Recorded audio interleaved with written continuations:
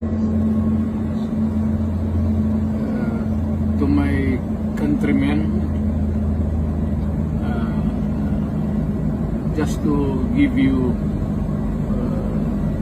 the current situation. I am about to land sa Hague. Galing ako Dubai.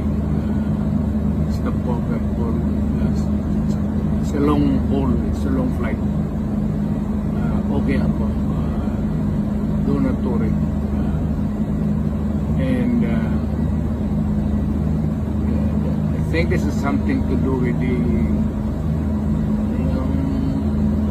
law and order noon.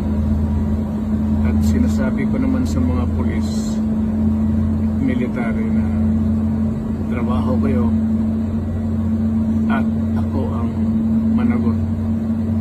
So ito na nga.